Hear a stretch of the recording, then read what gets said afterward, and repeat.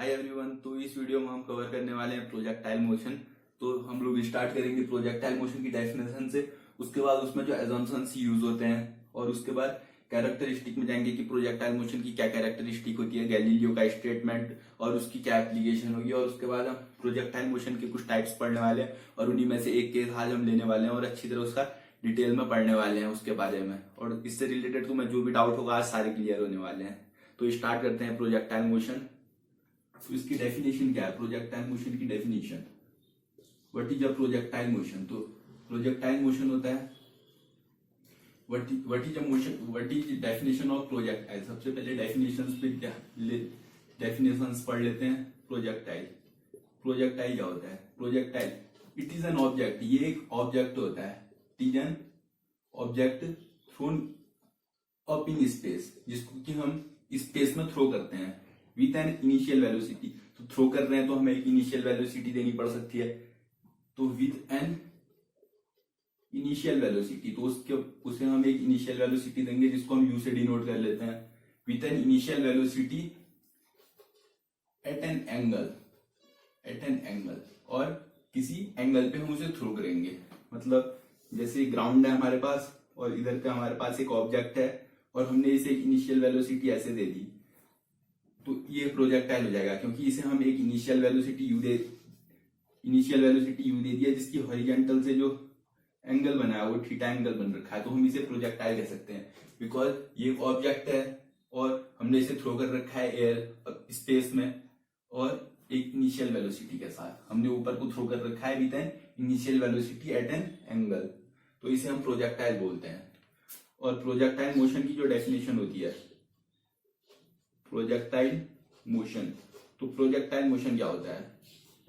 तो हम कह सकते हैं कि motion of projectile, motion of projectile, जो प्रोजेक्टाइल का मोशन होता है कॉल्ड प्रोजेक्टाइल मोशन। और जो प्रोजेक्टाइल का मोशन होता है उसी को हम क्या बोलते हैं? Projectile motion. बस जो ऑब्जेक्ट हम थ्रो करेंगे स्पेस में वो जो मोशन फॉलो करेगा उसी को हम प्रोजेक्टाइल मोशन पढ़ेंगे, उसी को हम प्रोजेक्टाइल मोशन कहेंगे। तो इतना नोट कर लो, ये एंगल थीटा पे जाएगा और इसकी इनिशियल वेलोसिटी यू होगी। अब ये कैसी पाथ फॉलो करेगा और क्या करेगा हम उसको आगे को देखते हैं। बस ये होता है एक प्रोजेक्टाइल। मान लो कि मैंने एक बॉल को एयर में थ्रो कर रखा है, तो हम आगे को जाते हैं। इसमें क्या एजम्पशंस यूज होने वाले हैं हमारे। तो सेकंड में हम जाते हैं एजम्पशंस की तरफ। एजम्पशंस, तो पहला एजम्पशन जो है वो ये है कि gravity should remain constant, gravity should remain constant. तो ग्रेविटी क्या रहनी चाहिए? कांस्टेंट रहनी चाहिए। जब वो बॉल को हम थ्रो करेंगे या किसी प्रोजेक्टाइल को हम ऊपर थ्रो करने वाले हैं तो उसके लिए ग्रेविटी चेंज होगी, क्योंकि ग्रेविटी वेरी करती है हाइट के साथ। मतलब अगर अर्थ का सरफेस यहाँ पर है तो यहाँ पर जो ग्रेविटी होने वाली है अर्थ के अंदर या अर्थ के बाहर या फिर अर्थ के सरफेस में या फिर और ऊपर, ये हाइट के साथ कभी भी ग्रेविटी वेरी करती है। तो जो ये ग्रेविटी है प्रोजेक्टाइल के लिए वो कांस्टेंट रहनी चाहिए, क्योंकि हम इधर से जब इसे थ्रो करते हैं तो इधर पे पहुंचता है। ये ऑब्जेक्ट इधर से थ्रो करते हैं, इधर पे पहुंचता है, फिर इधर पे, फिर इधर पे, फिर इधर पे। तो इस पॉइंट पे, इन हर एक पॉइंट पे हम ग्रेविटी को ये एज्यूम करके चलेंगे कि कांस्टेंट है, जो कि कांस्टेंट ही नहीं होती है। कांस्टेंट वैसे होती नहीं है, लेकिन हम इसे मान के चलेंगे, क्योंकि एक थोड़ी सी हाइट के साथ भी ये वेरी करनी चाहिए, क्योंकि जो ग्रेविटी होती है तो एक्चुअल में, इन actual gravity varies with height. मतलब जो ग्रेविटी है वो वेरी करती है किसके साथ? हाइट के साथ। लेकिन हम इसके लिए प्रोजेक्टाइल के लिए इसको हम कांस्टेंट मान के चलने वाले हैं। तो पहला एजम्पशन हमारा ये हो गया। और दूसरा एजम्पशन हम ये ले लेते हैं, सरफेस या फिर earth should be assumed to be flat. इसको हम क्या करने वाले हैं? एज्यूम करने वाले हैं टू बी फ्लैट।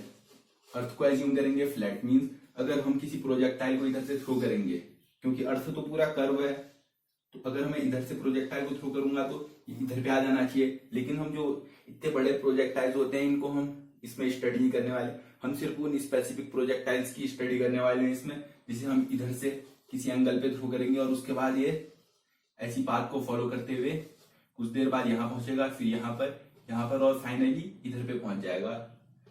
और ये टाइम t इक्वल टू 0 से इधर पे स्टार्ट होगा और टाइम t इक्वल टू 3 में इधर पे पहुंच जाएगा। तो हम ऐसे प्रोजेक्टाइल्स की इधर पे स्टडी करने वाले हैं जहां पर अगर हम इस प्रोजेक्टाइल को फेंकेंगे तो हमें ऐसा लगना चाहिए कि एक फ्लैट सरफेस है। वैसे भी अगर अर्थ की हम एक छोटी सी सरफेस को अगर उठा के देखें, छोटी सी, क्योंकि अर्थ ऐसे बने रहती है, अगर हम इसकी छोटी सी सरफेस को इधर पे उठा के देखेंगे तो हमें ये बिल्कुल फ्लैट दिखाई देने वाली है। मतलब स्मॉल डिस्टेंसेस के लिए ये क्या है, स्मॉल डिस्टेंसेस के लिए ये एप्लीकेबल है प्रोजेक्टाइल मोशन वाला जो कॉन्सेप्ट है जो हम पढ़ने वाले हैं। मतलब ये स्मॉल डिस्टेंसेस के लिए ही हमारा वो होने वाला है। तो इसको नोट कर लो, नोट हो गया। तो अब हम करते हैं इसका तीसरा एजम्पशन। इसका तीसरा और सबसे इंपॉर्टेंट एजम्पशन है जिसके बिना प्रोजेक्टाइल मोशन, ये जो प्रोजेक्टाइल मोशन है उसमें बहुत सारी एरर्स आ जाएंगे। तो जो तीसरा हमारा प्रोजेक्टाइल मोशन है का जो एजम्पशन है वो ये है कि जो एयर रेसिस्टेंस है, air resistance is neglected. Air resistance को हम नेग्लेक्टेड कर देते हैं इन प्रोजेक्टाइल मोशन। एक प्रोजेक्टाइल मोशन में हम लोग जो एयर रेसिस्टेंस है इसे हम नेग्लेक्ट कर देते हैं। मीन जब हम किसी प्रोजेक्टाइल को यहां से यहां थ्रो करते हैं तो आसपास पूरी एयर होती है। तो जब हम इस प्रोजेक्टाइल को इधर से यहां आने वाला है, अगर ये यहां से यहां आएगा तो हर बार इसकी पाथ में एयर आएगी जो कि इसका अपोज करेगी, जिसे हम फ्लूइड मैकेनिक्स में विस्कस फोर्स भी पढ़ते हैं, या फिर वो हमें फ्लूइड मैकेनिक्स में पढ़ना है लेकिन इसके ऊपर एक फ्रिक्शनल फोर्स लगाती है जिसे हम विस्कस फोर्स बोलते हैं। या फिर एयर रेसिस्टेंस की वजह से एयर इसे एक रेसिस्टेंस ऑफर करता है, जिस रेसिस्टेंस की वजह से इसकी स्पीड स्लो हो जाती है। और अगर ये पाथ अगर ऐसी जानी चाहिए तो इसकी पाथ ऐसी हो जाएगी, जो कि एक एग्जैक्टली प्रोजेक्टाइल मोशन ही होगा, क्योंकि एयर रेसिस्टेंस की मदद से, एयर रेसिस्टेंट की वजह से जब ये इसकी पाथ चेंज होने वाली है। और ये जो पाथ है, ये पाथ प्रोजेक्टाइल मोशन की पाथ नहीं होने वाली है, क्योंकि जो प्रोजेक्टाइल मोशन की पाथ होती है वो स्पेसिफिक होती है, उसकी एक इक्वेशन होती है, वो पैराबोलिक पाथ होती है। जबकि ये जो पाथ बनने वाली है रेसिस्टेंस के वजह से, ये पाथ पैराबोलिक नहीं होने वाली है। और अगर इसकी पाथ की अगर हमें इक्वेशन निकालनी है तो वो बहुत ज्यादा कॉम्प्लेक्स हो जाएगी। ना ये पैराबोला होती है और ना ही हाइपरबोला होती है। तो इसके लिए हमें एडवांस मैथमेटिक्स की जरूरत पड़ती है। तो हम लोग सिर्फ इसी प्रोजेक्टाइल की बात करेंगे जहां पर एयर रेसिस्टेंस को हम नेग्लेक्ट कर देते हैं। तो ये तीनों एजम्पशन है जिससे मिलके प्रोजेक्टाइल मोशन को हम लोग पढ़ते हैं। मींस ये 3 एजम्पशंस लगते हैं जब हम जिस प्रोजेक्टाइल मोशन की हम स्टडी कर रहे हैं। प्रोजेक्टाइल मोशन की कुछ एप्लीकेशन भी होती है, जैसे एक बैट्समैन है, अगर वो बॉल को हिट कर रहा है, अगर कोई बैट्समैन इस बॉल को अगर हिट कर रहा है तो ये बॉल यहां से जाती है और जब सिक्स पड़ता है, जब हमारा सिक्स पड़ता है तो जो ये बॉल होती है बैट्समैन के बैट से लेके बाउंड्री तक जाती है और एक पैराबोलिक पाथ ये ट्रेवल करती है। अगर हम एयर रेसिस्टेंस को नेग्लेक्ट कर लें उधर पे, क्योंकि बॉल बहुत बड़ी होती है और उतना उसमें एयर रेसिस्टेंस लगता नहीं है, तो हम उसे एक प्रोजेक्टाइल मोशन की तरह मान सकते हैं। और उससे जो रिजल्ट निकालेंगे हम लोग की इतने दूर जाएगा छक्का, अगर हमें पूरा बिना देखे अगर हमें करना है कि उसको कितनी इनिशियल वेलोसिटी मिली है और ये कहाँ पर जाने वाला है ये बॉल, तो हम इसे कैलकुलेट कर सकते हैं प्रोजेक्टाइल मोशन के कॉन्सेप्ट से कि कितनी दूर जाने वाला है और जो छक्का है वो कितने मीटर का बढ़ने वाला है। तो हम ये चीजें कैलकुलेट कर सकते हैं इससे। लेकिन इसकी जो वैल्यू आएगी वो एग्जैक्ट नहीं आएगी, नियरली एग्जैक्ट आएगी, क्योंकि एक्चुअल में क्या होता है, हमारा एयर रेसिस्टेंस से नेग्लेक्ट हम नहीं कर सकते क्योंकि हमारे चारों ओर आसपास एयर है। लेकिन अगर हम एयर रेसिस्टेंस के साथ पढ़ेंगे तो एरर्स बहुत आ जाएंगे। इसलिए हम जो ये एयर रेसिस्टेंस वाला है इसको हम एजम्पशन ही रखते हैं। तो इसके बाद हम जाते हैं कैरेक्टरिस्टिक्स ऑफ प्रोजेक्टाइल मोशन। इन जो कैरेक्टरिस्टिक होंगे प्रोजेक्टाइल मोशन की, क्या खासियत होती है और क्या कैरेक्टरिस्टिक होते हैं, हम इन पे जाते हैं। तो कैरेक्टरिस्टिक्स ऑफ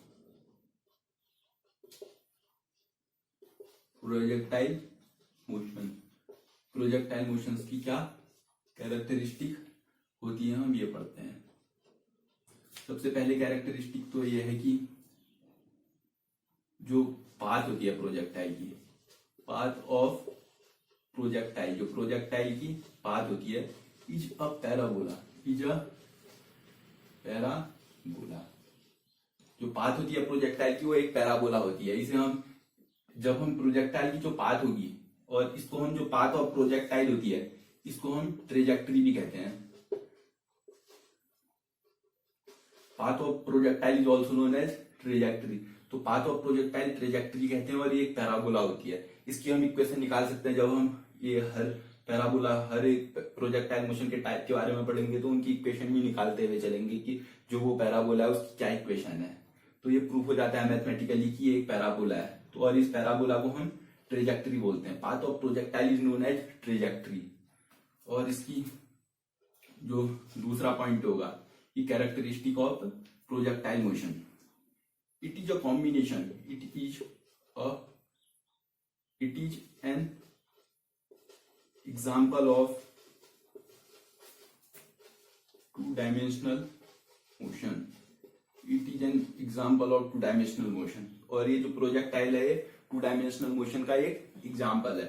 और इसके बाद हम पढ़ते हैं कि गैलीलियो स्टेटमेंट क्या है जो कि कैरेक्टरिस्टिक बताती है प्रोजेक्टाइल मोशन का। गैलीलियो स्टेटमेंट, गैलीलियो की स्टेटमेंट एक इंपॉर्टेंट स्टेट है जो कि एक कैरेक्टरिस्टिक बताती है प्रोजेक्टाइल मोशन का की।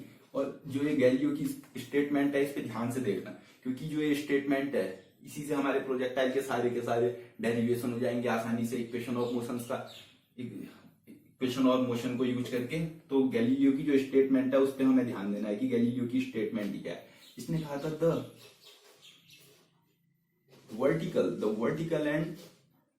Vertical and horizontal motion of a projectile, horizontal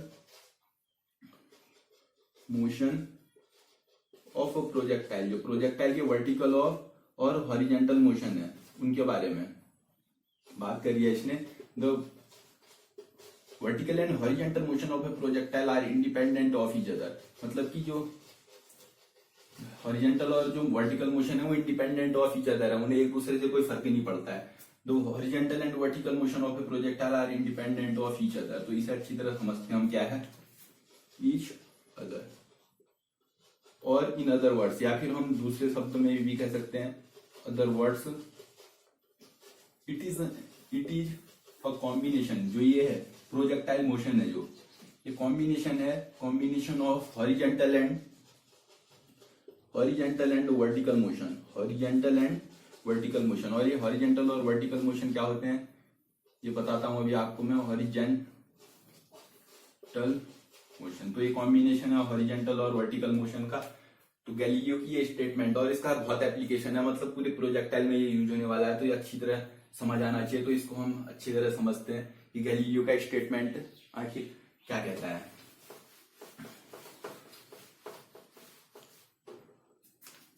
तो गैलीलियो का स्टेटमेंट ऊपर समझते हैं, गैलीलियो का स्टेटमेंट कहता क्या है। फॉर एग्जाम्पल हम यहां से एक प्रोजेक्टाइल को हम एक हाइट से एक प्रोजेक्टाइल को हम एक इनिशियल स्पीड यहाँ को दे रहे हैं। मींस अगर हम न्यूटन का इसमें फर्स्ट लॉ लगाएं तो अगर एक्सटर्नल कोई फोर्स ना लगे तो ये, अगर हम इसे यहाँ से अगर एक फोर्स दें, अगर यहाँ से हम एक स्ट्राइक करें तो ये आगे को जाते रहना चाहिए। मींस इसकी जो पाथ होनी चाहिए वो ऐसी होनी चाहिए न्यूटन के सेकंड लॉ ऑफ मोशन के अकॉर्डिंग, क्योंकि कोई भी बॉडी तब तक चलते रहती है और उसी डायरेक्शन में चलते रहती है जब तक उसे एक एक्सटर्नल फोर्स अप्लाई ना हो उसमें। लेकिन यहाँ पर तो ग्रेविटी है, ग्रेविटी तो इसको पुल करना चाहिए नीचे को, और जो मैंने इधर पे इसे स्ट्राइक कर रखा है ये इसको ले जाना चाहता है इस साइड। तो ये दो मोशंस का कॉम्बिनेशन हो जाएगा, एक मोशन इसका नीचे को होगा और एक मोशन इस साइड को होगा, क्योंकि ये जो वेलोसिटी होगी इसे फर्स्ट लॉ के अनुसार इस साइड को ले जाना चाहिए, और ये वाली जो वेलोसिटी होगी जो अर्थ की ग्रेविटी है वो फोर्स इसे नीचे को खींच रहा होगा। तो उसके वजह से इसका जो कंबाइंड मोशन बनता है वो ऐसा बन जाता है, उसके वजह से इसका जो कंबाइंड मोशन होता है वो ऐसा बन जाता है। प्रोजेक्टाइल अलग अलग टाइम इंटरवल्स में अलग अलग जगह पे होता है, और एक जो वेलोसिटी होती है इसकी, अब ये होता है एक वेलोसिटी इस डायरेक्शन में होती है और एक वेलोसिटी इस डायरेक्शन में होती है, जिसकी वजह से इसकी जो रिजल्टेंट वेलोसिटी होती है हर बार वो इस डायरेक्शन में होती है। तो इसके वजह से इसका जो मोशन होने वाला है प्रोजेक्टाइल का वो मोशन ऐसा होने वाला है। तो ये हम कह सकते हैं कि ये combination of vertical motion and combination of horizontal motion है, क्योंकि अगर वर्टिकल मोशन होता तो ये इधर पे थी, इधर पे चले जाती, फिर इधर पे चले जाती, इधर पे या इधर पे। अगर हॉरिजॉन्टली और हॉरिजॉन्टली मोशन का अगर कॉम्बिनेशन, अगर ये हॉरिजॉन्टली मोशन होता है सिर्फ, तो ये इधर से जाती, इस डायरेक्शन में चले जाती, डायरेक्ट ये ऐसे करके जाती, और कॉम्बिनेशन अगर ऐसे होता तो ये ऐसे जाती। लेकिन इसका जब कॉम्बिनेशन हो रहा है तो जितना ये इधर पे जा रहा है उतना इधर पे भी जा रहा है, जितना इस साइड को जा रहा है उतना इधर पे भी, फिर ये तो कॉम्बिनेशन होने वाला है, कॉम्बिनेशन होने वाला है इस तरीके से। तो इस तरीके से ये होने वाला है combination of vertical and horizontal motion. तो ये समझ आ गया होगा आपको। तो स्टार्ट करते हैं हम types of projectile motion. Projectile motion के जो टाइप्स होते हैं, जो प्रोजेक्टाइल मोशन के टाइप्स होते हैं, उनको हम अब डिस्कस करेंगे। तो अब हम पहुंच गए हैं finally types of projectile motion में। तो स्टार्ट करते हैं टाइप्स ऑफ प्रोजेक्टाइल मोशन। तो types of projectile motion, projectile motion के टाइप्स। तो कितने टाइप्स ऑफ प्रोजेक्टाइल मोशन होते हैं? पहला केस तो प्रोजेक्टाइल मोशन का होगा ये वाला, जब हम किसी टावर से या किसी बिल्डिंग से हम किसी भी प्रोजेक्टाइल को एक इनिशियल वेलोसिटी देंगे इस डायरेक्शन में u, तो ये यहाँ को जाना चाहेगा, लेकिन कॉम्बिनेशन ऑफ मोशन इसे यहाँ पर ले आएगा। तो ये कुछ टाइम बाद यहाँ, तो ये ऐसे करके इसका मोशन होने वाला है इस प्रोजेक्टाइल का। तो ये कॉम्बिनेशन ऑफ मोशन से बनेगा ये प्रोजेक्टाइल। तो पहला टाइप हमारा ये हो गया, इसको हम बोलेंगे फ्रॉम अ टावर, या फिर फ्रॉम अ बिल्डिंग, कुछ भी कह सकते हैं, किसी हाइट से, ठीक है। तो और दूसरा एग्जांपल इसका ये हो जाएगा कि किसी टावर से हम इसे इस डायरेक्शन में फेंक रहे हैं, तो ये ऐसे जाना चाहेगा, लेकिन कॉम्बिनेशन ऑफ मोशन की वजह से, ये वर्टिकल और हॉरिजॉन्टल मोशन की वजह से इसका मोशन ऐसा हो जाएगा इस ऑब्जेक्ट का, जिसे हम प्रोजेक्टाइल कहते हैं। तो इसका कॉम्बिनेशन ऑफ मोशन की वजह से यहाँ को चले जाएगा और इसकी इनिशियल वेलोसिटी u होगी। इसके ये दो टाइप्स हो गए। और अब इसका जो तीसरा टाइप होगा, इसका तीसरा टाइप होगा ऐसे, हम सेम इसी टावर से इसको हम फेंकने वाले हैं इस एंगल में। तो ये जाना तो ऐसे चाहेगा, लेकिन ये कॉम्बिनेशन ऑफ मोशन की वजह से ये ऐसे करके चले जाएगा। तो ये भी एक प्रोजेक्टाइल मोशन होगा। और इसका जो, इसको हम एक्स एक्सिस ले लेंगे और इसे हम वाई एक्सिस ले लेंगे, इसे एक्स एक्सिस और इसे वाई एक्सिस।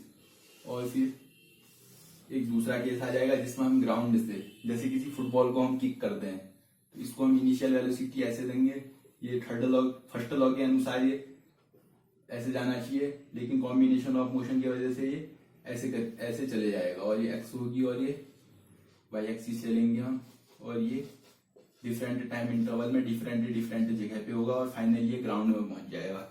तो इसका एक केस ये हो जाएगा। और इसका जो पांचवा केस होगा वो होगा इन एन इंक्लाइंड प्लेन। तो जो ये वाला होगा पांचवा होगा इन एन इंक्लाइंड प्लेन। हम इनिशियल वेलोसिटी ऐसे देंगे, ये हमेशा ऐसे जाना चाहिए, लेकिन कॉम्बिनेशन ऑफ मोशन की वजह से ये ऐसे पहुंच जाएगा। और डिफरेंट टाइम इंटरवल्स पे ये होगा, इधर पे टाइम t इक्वल्स टू 0 से ये स्टार्ट होगा, और time t equals to time of flight पे, जितना ये फ्लाई करने में टाइम लगा रहा है, पूरी फ्लाइट का टाइम जो होगा तब तक ये चलते रहेगा। और जो इसका छठा टाइप होगा वो ऐसा होगा, इधर से हम इसे इनिशियल वेलोसिटी ऐसे देंगे, ये ऐसे जाना चाहिए, लेकिन कॉम्बिनेशन ऑफ मोशन की वजह से ये ऐसे पहुंचेगा। और डिफरेंट टाइम इंटरवल में ये डिफरेंट जगहों पे होगा, और टाइम t इक्वल्स टू 0 से ये स्टार्ट करेंगे हम, और time t equals to time of flight में हम लोग इसे, ये ग्राउंड पे पहुंच जाने वाला है, या फिर ये इधर पे पहुंच जाने वाला है। तो ये टाइप ऑफ प्रोजेक्टाइल मोशन है। तो अब हम एक एक करके सारे पढ़ते हैं। तो जो हमारा जो पहला प्रोजेक्टाइल मोशन का टाइप होगा वो होगा from a projectile from a height, projectile from a height, किसी हाइट से एक प्रोजेक्टाइल जो हम छोड़ रहे हैं। तो ये हमारा फर्स्ट वाला केस था जिसमें हम एक टावर ले रहे थे और इस टावर से हम इसको एक इनिशियल वेलोसिटी यू दे रहे थे और कॉम्बिनेशन ऑफ मोशन की वजह से ऐसे करके चले जा रहा था। तो हम इसमें सारी चीजें देखेंगे कि ये जो ये पाथ फॉलो कर रहा है जिसे हमने फर्स्ट में ट्रेजेक्ट्री कहा था, तो इसकी जो ट्रेजेक्ट्री होगी वो पैराबोलिक होगी, इसकी जो ट्रेजेक्ट्री होगी वो होगी पैराबोलिक। तो हम उसे भी देखने वाले हैं। ये एक्स एक्सिस हो गई, ये वाई एक्सिस हो गई और इसको हम बोलते हैं रेंज। इसे हम बोलते हैं रेंज ऑफ प्रोजेक्टाइल, मतलब प्रोजेक्टाइल कितनी दूर पहुंचा। तो डिस्टेंस ट्रेवल्ड हॉरिजेंटली, हॉरिजेंटल जो डिस्टेंस ट्रेवल होगी उसे हम रेंज बोलेंगे। और जो मैक्सिमम फ्लाइट होगी इसमें, मैक्सिमम फ्लाइट यही होगी, मतलब जब हवा में होगा ये मैक्सिमम इधर ही पे होगा, तो मैक्सिमम हाइट इसकी इधर पे एच मैक्स ये हो जाएगी, मतलब मैक्सिमम हाइट, और इसे हम रेंज बोलते हैं। और ये हमारी इनिशियल वेलोसिटी यू से फेंका था, ये यहाँ को जाना चाहिए था लेकिन जाएगा नहीं, क्योंकि एक दूसरा फोर्स भी, एक ग्रेविटेशनल फोर्स जो एक्ट कर रहा है वर्टिकल डायरेक्शन में नीचे की ओर। तो अब हम इसे combination of horizontal and vertical motion के उससे देखेंगे कि ये हॉरिजेंटल और वर्टिकल मोशन है। तो सबसे पहले हम टाइम ऑफ फ्लाइट का फॉर्मूला निकालते हैं। टाइम ऑफ फ्लाइट मतलब फ्लाइट कितनी देर तक ये एयर में रहेगा प्रोजेक्टाइल, तो वो निकालते हैं। तो इधर पे हम इक्वेशन ऑफ मोशन लगा सकते हैं, क्योंकि पहले तो इनिशियली जब ये नीचे वाली जो वेलोसिटी थी, इसको जो नीचे को ले जाने वाली वेलोसिटी थी वो तो जीरो थी, और इस साइड को ले जाने वाली वेलोसिटी यू थी।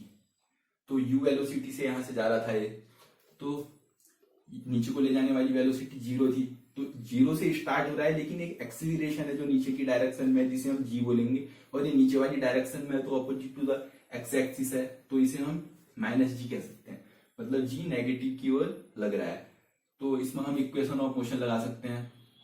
तो v equals to u plus a t, v इसमें फाइनल वेलोसिटी है, और जो दूसरी इक्वेशन ऑफ मोशन होती है s equals to u t plus half a t square, और तीसरी इक्वेशन मोशन होती है v square minus u square equals to 2as। तो अब हमें देखना पड़ेगा कि इसमें से कौन सी इक्वेशन इसमें लग सकती है, क्योंकि हमें फाइनल वेलोसिटी के बारे में पता करना नहीं है और हमें टाइम ऑफ फ्लाइट चाहिए। तो हम एक बार ये वाली इक्वेशन लगा लेंगे, और हाइट हमें टावर की पहले से ही दे रखी है। तो s इक्वल्स टू इधर पे इनिशियल वेलोसिटी तो जीरो थी जो वर्टिकल मोशन में थी, ut प्लस हाफ g नीचे वाली डायरेक्शन में था, g था नीचे वाली डायरेक्शन में, और जो वेलोसिटी होगी ये वाली 0t plus half a t square, और जो एक्सीलरेशन होगा वो नीचे वाली डायरेक्शन में होगा।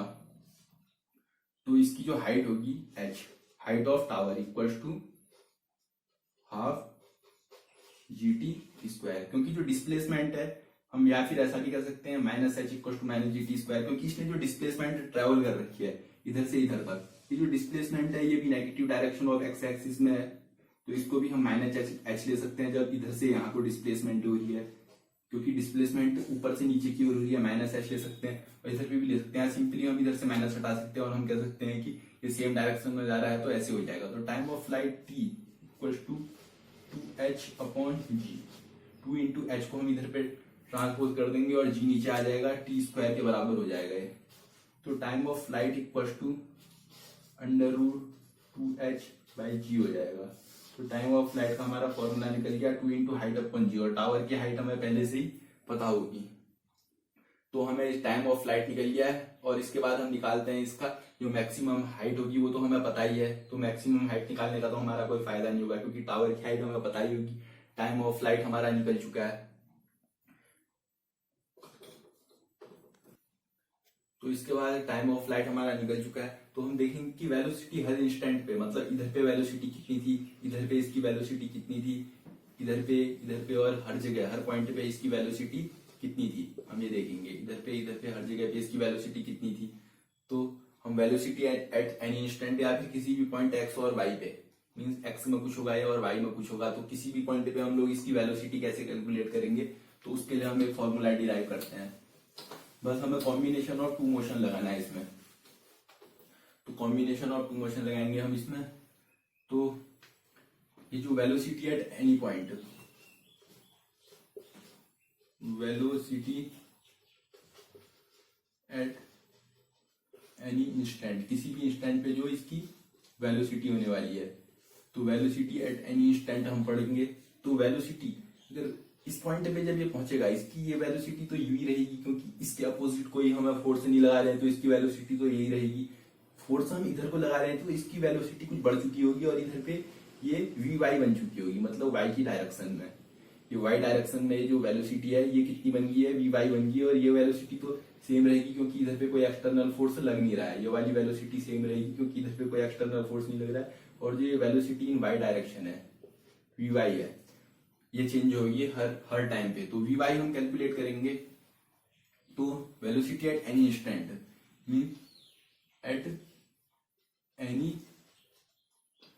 एनी टाइम टी, किसी भी टाइम टी पे जो इसकी वेलोसिटी होने वाली है हम वो निकालेंगे। तो इसकी जो वेलोसिटी होगी, हम इधर पे भी इक्वेशन ऑफ मोशन का यूज करने वाले हैं। v equals to u plus a t, v square minus u square equals to 2as, और h equals to u t plus half a t square. अब हम देखेंगे कि इन तीनों इक्वेशंस में से कौन सी इक्वेशन हमारी फायदेमंद होने वाली है। तो v equals to u plus a t, तो पहली तो हमारी ये वाली इक्वेशन यूज हो जाएगी वर्टिकल मोशन में। सिर्फ अभी हमें ये वर्टिकल मोशन कंसीडर करना है प्रोजेक्टाइल, कि प्रोजेक्टाइल नीचे को आ रहा है। तो वर्टिकल मोशन जब हम नीचे वाला मोशन इसका कंसीडर करेंगे तो इनिशियल वेलोसिटी तो जीरो हो जाएगी। तो u इन वाई डायरेक्शन तो जीरो है नीचे वाली डायरेक्शन में, और v हमें फाइंड करना है। एक्सीलरेशन हमारा एक्सीलरेशन इक्वल टू माइनस जी है नीचे वाली डायरेक्शन में, तो हम इसे फाइंड करेंगे v equal to u plus a into t. तो वेलोसिटी v इक्वल टू, ये वाई डायरेक्शन के लिए हम कंसीडर कर रहे हैं फॉर ये जो ये है ये फॉर वाई मोशन। तो ये जो वाई वाली जो डायरेक्शन होगी, वाई वाले का मोशन हम कंसीडर कर रहे हैं। तो v y equal to u y, और यू वाई हमारी कितनी है, जीरो है, क्योंकि ये जो इनिशियल वेलोसिटी है इसके पास ये जीरो है, और जो जी है वो नीचे वाली डायरेक्शन में इंटू टाइम टी। और जो ये वेलोसिटी बाद में आने वाली है ये भी तो नीचे वाली डायरेक्शन में ही होगी, तो इसको भी हम नेगेटिव साइन ले सकते हैं। तो v y equal to g t, v y equal to g t हो जाएगा, v y equal to g t. तो वी वाई तो हमारा जी टी निकल गया है। अब हमारे पास ये वाली वेलोसिटी हमें पहले से पता ही है, ये वाली वेलोसिटी हमारी v y equal to g t निकल चुकी है, और ये वाली वेलोसिटी तो कांस्टेंट रहेगी क्योंकि इसके अपोजिट में हम कोई फोर्स नहीं लगा रहे हैं, तो ये वेलोसिटी कम नहीं हो सकती। तो ये हमारी यू ही रहेगी ये वाली वेलोसिटी। और जो इसका जो नेट जो वेलोसिटी इस इंस्टेंट पे होने वाली है वो तो इनका रिजल्टेंट होगी और इस डायरेक्शन में जाएगी। तो ये वाली जो इसकी रिजल्टेंट वेलोसिटी होगी इसको हम v कर लेते हैं, vi कर लेते हैं, v एट एनी इंस्टेंट। तो v at any instant equal to gt vector plus u vector. तो इसमें हम वेक्टर एडिशन वाला फॉर्मूला लगाएंगे, क्योंकि ये तो 90 डिग्री बनाएगा, ये हॉरिजेंटली कर रहा है वर्टिकली कर रहा है, 90 डिग्री का एंगल बनाएगा।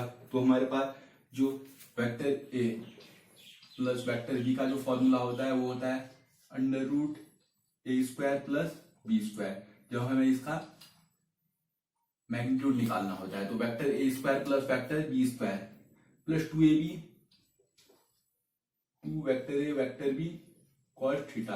यहाँ पर थीटा उसका एंगल है, इधर पे तो थीटा जीरो होगा बिकॉज जो cos 90 होता है cos 90 इक्वल टू जीरो होता है। तो वेक्टर ए और वेक्टर बी का जो मॉड्यूलस होगा वो होगा under root a square plus b square, 2ab cos zero, cos 90 degree equal to zero, तो 2ab into zero equal to zero हो जाएगा। तो a square plus b square हो जाएगा। तो v i equal to g t plus u vector, इधर पे vector जी होगा और टाइम वेक्टर नहीं होता है, तो वेक्टर होता है जी, तो जी के ऊपर हमारा ये वेक्टर वाला नोटेशन लगेगा और इधर पे यू के ऊपर, क्योंकि वेलोसिटी है वेक्टर क्वांटिटी, और इधर पे भी हम वेक्टर नोटेशन लगा लेंगे क्योंकि जो ये होगी इसकी भी एक स्पेसिफिक डायरेक्शन है और इसका एक अपना मैग्नीट्यूड भी होगा। तो इसका जो मैग्नीट्यूड हो जाएगा equal to under root g t का square plus u square, implies that हम ऐसा कह सकते हैं कि vector u equals to g square t square plus u square. तो वेलोसिटी एट एनी इंस्टेंट हमारा निकल गया, velocity at any instant equals to g square t square. ये क्या है, ये वो इंस्टेंट है जिसपे हम टाइम, ये वो टाइम इंस्टेंट है जिसपे कि हम उसकी वेलोसिटी निकालने वाले हैं। तो at time t equals to 3 में हम इधर पे 3 का स्क्वायर कर देंगे और इनिशियल वेलोसिटी तो हमारी सेम ही रहेगी। तो इनका जो रिजल्टेंट आएगा उसका मैग्नीट्यूड, इसका जो मैग्नीट्यूड है, इधर पे जो स्पीड होने वाली है ना वो इस डायरेक्शन में होने वाली है ना इस डायरेक्शन में होने वाली है, वो डायरेक्शन इस डायरेक्शन में होगी वो स्पीड।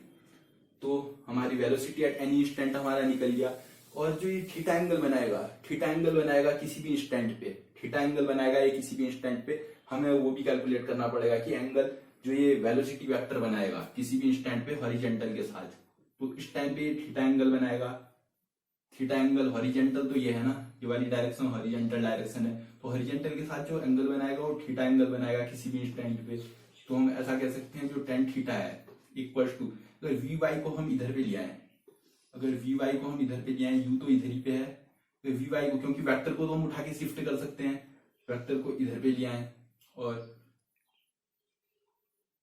ये हो जाएगा, इधर पे तो 90 डिग्री का एंगल है, ये u है और ये वी वाई है। तो tan theta equals to perpendicular upon ये जो एंगल है ये वाला होगा, और ये हमारा रिजल्टेंट है, ये हम इनसे शिफ्ट करके हमने यहाँ पर रख दिया। ये रिजल्टेंट जो हमारा निकल रखा था, जो कि हमारा v निकल रखा था, और ये v y, v at any instant है, और ये वेलोसिटी, ये वर्टिकल मोशन में जो है इसकी वेलोसिटी होगी डिफरेंट इंस्टेंट पे वो है, और ये नेट वेलोसिटी है जो किसी भी इंस्टेंट पे होगी। तो ट्रायंगल ऑफ वेक्टर एडिशन से हमने इसे शिफ्ट कर दिया है, और इसकी हेड और इसकी टेल इधर पे मिल गई है, और रिजल्टेंट अपोजिट ऑर्डर में लग गया है। तो इधर पे हम कह सकते हैं tan theta equal to base perpendicular upon base, तो इधर पे वी वाई अपॉन यू हो जाएगा। तो tan theta equal to v y upon u, tan theta equal to, क्योंकि थीटा होता है perpendicular upon perpendicular upon base, perpendicular सामने वाला हो जाएगा और बेस जिस पे ये एंगल लाई कर रहा है जिसपे, तो ये हो जाएगा हमारा टेन थीटा का वैल्यू। तो हमसे पूछेंगे कि किसी भी इंस्टेंट पे जो टेन थीटा है या फिर एंगल जो बना रहा है वो क्या होगा, तो थीटा इक्वल टू हम कह सकते हैं कि तो ये इनवर्स ट्रिग्नोमेट्रिक फंक्शन का पार्ट है जो कि 11th में है नहीं, तो इसे हम tan inverse v y by u करेंगे, और बस हम इतने में ही छोड़ देंगे अगर हमें थीटा की वैल्यू किसी भी इंस्टेंट पे निकालने के लिए कहेंगे। तो ये एंगल एट एनी इंस्टेंट हो गया। ये 12th का है तो इधर पे हम इस पे ध्यान नहीं देते हैं, और हम सिर्फ इतना ही देखते हैं कि ये tan inverse v y upon u हो जाएगा, या फिर इसे हम यू की जगह वी एक्स भी लिख सकते हैं, वेलोसिटी एक्स डायरेक्शन जो कि हमारी यू है। तो tan inverse v y by v x हो जाएगी। तो इसी केस के साथ हम खत्म करते हैं इस वीडियो को, और नेक्स्ट लेक्चर में हम डिस्कस करेंगे इसके और केसेस के बारे में। सो सी यू इन अनदर वीडियो।